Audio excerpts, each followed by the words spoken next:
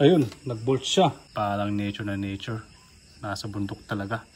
Magta-try yung alaga natin dito, ano? Kompleto na guys yung mga gamitin natin. Meron tayong mga substrate, pang aesthetic natin. Yung tarantula, sphagnum moss, kahoy, tubig, tapos yung enclosure na ginawa natin last time dahil heavy weber yung ating tarantula na nilalagay dito. Mas okay yung mga mas maraming sanga-sanga. So, ang ililipat pala natin guys ay si Ignis. Ayan si Ignis guys. Ito siya isang napakagandang orange baboon tarantula. Ang Trinocylus murinus. So bakit ko siya lilipat? Hirap pakainin guys. Kanina nakatambay siya dito. Pero as soon as nagalaw ko yung kanyang enclosure, nagtatago siya kaagad. So tuwing feeding time guys, kapag binubuksan ko ito, nagtatago na siya. So akala niya threat yun. So kapag naghulog ako ng pagkain, hindi niya basta-basta tinitake down. So yung pagkain ay nagbabarrow na. Ang hirap ng kunin guys. Ayaw ko naman mag-iwan ng pre-killed na feeder sa loob kasi lalanggamin. So pati siya lalanggamin na din. Juvenile na OBT pa lang ito. Pero yung kanyang enclosure pang adult na. 20 by 20 by 24. 24 yung kanyang height. Tingnan nyo naman guys, kasang-kasya yung enclosure niya sa loob. Oh, diba? Tapos siya gaganyan lang siya ganyan lang siya kalaki guys. Galaki ang leg span. So napakalawak ng kanyang kaharian. Kahit hanggang tumanda na siya dito. Ganyan siguro guys. Pwede yung paganyan. Guys, ganyan yung kanyang positioning. I-ibahin ko na pala guys. Pag ganito na lang para may tatlo tayong sanga. Kasi pag ganito guys lulubog to manatabunan ng lupa to. So dalawa na lang. Tinatandaan ko kung anong part ng branch yung lumalapit sa surface ng acrylic para doon ako maglalagay ng glue.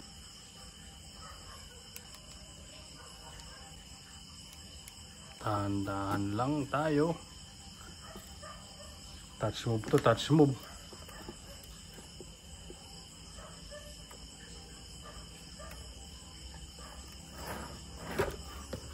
Let's see kung tama yung tansya ko. Tama guys, lumapat.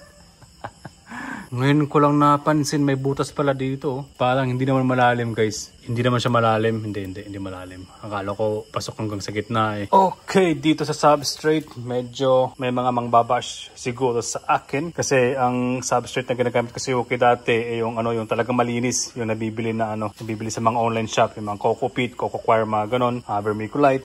Dito, since nasa Pilipinas naman ako at nasa bukid ako, at alam kong may mga area tayong malinis, gamitin ko.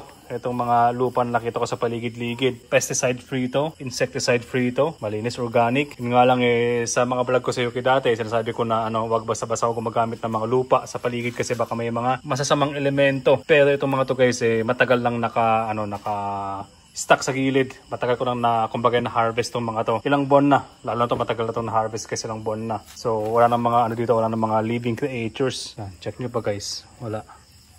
Ito black earth. Ito ay sa gilid lang din.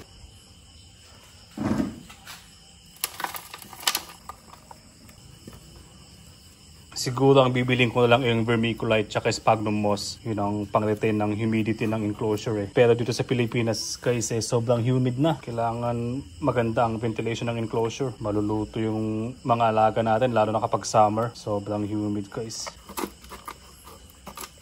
Lalagyan ko ng konting buhangin.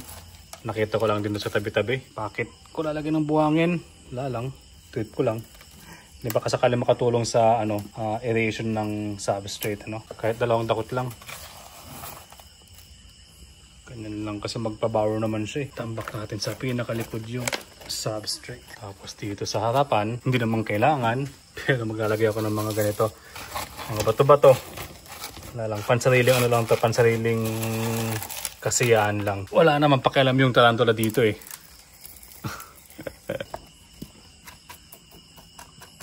Etong mga to kinolekta ko na kanina sa tabi ng natumbang puno ng mangga. Ito, part ng ugat ng mangga to. Kinukunin kanina sa may natumbang puno ng mangga. Alay ko lang yan dyan. Saan ako nasugat? Dito na lang sa loob. Ganyan Dapat siguro lapatan ko ng kulay black na papel sa likod Buti na lang guys at inuwi ko itong ating black na A4 mula pa sa UK.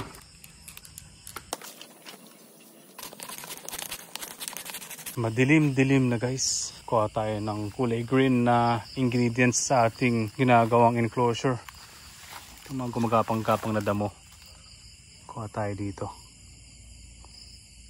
Ganyan guys. Mga ito lang oh. Ewan ko lang kung mabubuhay ito. Hindi siguro mabubuhay ito guys kasi wala pa tayong lights sa enclosure natin eh. Kung meron sana tayong ilaw. Lagay lang natin dito para meron siyang greenery. Pangit guys. Pero okay lang, mabubulok din yan. Magiging kulay brown din yan. Ngayon lang yan kasi binablog natin eh. Para kung natin magaling tayo kahit hindi naman. Kunyari gubat talaga. Tapos sphagnum moss. Hirap punit-punitin ng isang kamay.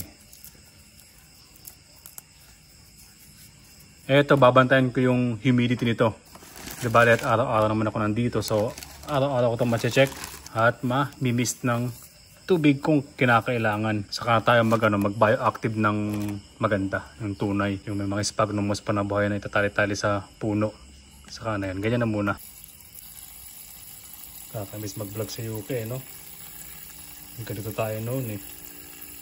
Mag-refill ng water dish eh. Miss natin guys.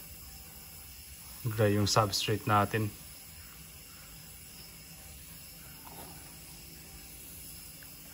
Dito sa part na to guys, medyo dadamihan ko yung tubig. Yan, dami yata masyado ah. Kahit pa ng konti. Sobrang dry kasi ng lupa guys, kaya ginawa ko yun para mag-provide ng humidity. Pero sa part na to guys, dito dry yan, ano? So makakapili siya kung saan niya gusto tumambay. So after lang araw kasi mag-start ng matuyuin kasi mainit dito sa Pilipinas. At ayan yung loob niya. Parang nature na nature. Magta-try pa naging alaga natin dito, no? Ang dami niyang mga hiding spots, guys. So sana kumuha siya ng mga kapal na webbing dito. Heavy Weber naman ang mga Tenochilus murinus eh. Ang mga OBT. Iti-take ko na lang yung risk, guys, na palabasin siya ng walang malaking tub. Ipapatong ko muna to dito kasi dito ko siya papagapangin pa punta sa loob. OBT na nakaka-OMG guys, lumalabas na.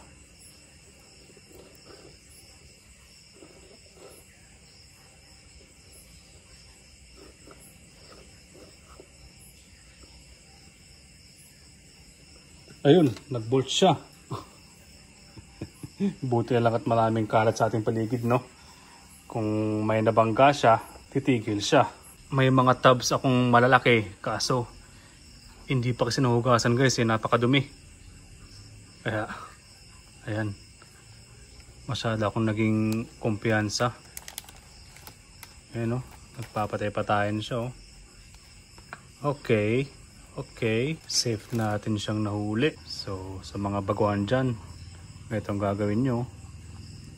Kapag nag-bolt yung tarantula nyo, catch cup lang, tsaka mga ganito, mga medyo solid na bagay. Yun guys, oh, di ba? Alisin na natin to. Palpak yung plano ko. So, ayan, gagawin lang natin dyan pasok lang natin dyan guys. Dahan-dahan. Dahan-dahan.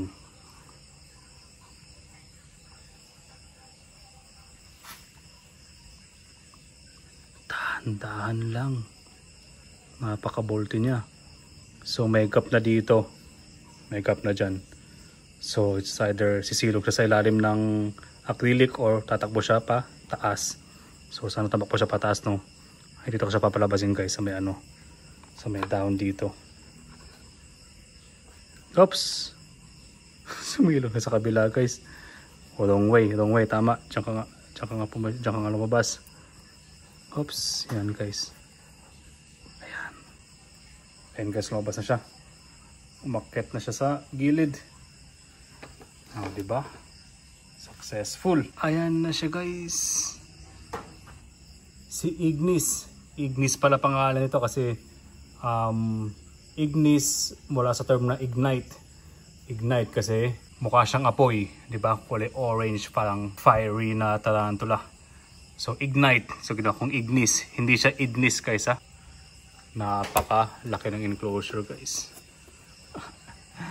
Siguro pag meron na tayong mga tarantula, pag marami na tapos meron tayong nagawang mas maliit ng kundo dito, ilipat ko siya For now, ganyan na muna. Ito yung nagawa ko eh. Experimental enclosure lang ito eh, hindi IOI. OBT na nakaka-OMG. Nakakamiss mag-alaga ng mga maraming tarantula. Nakakamiss mga Pampobetius, mga Tiraposa, mga Bicularia. Nakakamiss. So ano sa tingin nyo guys sa ating enclosure?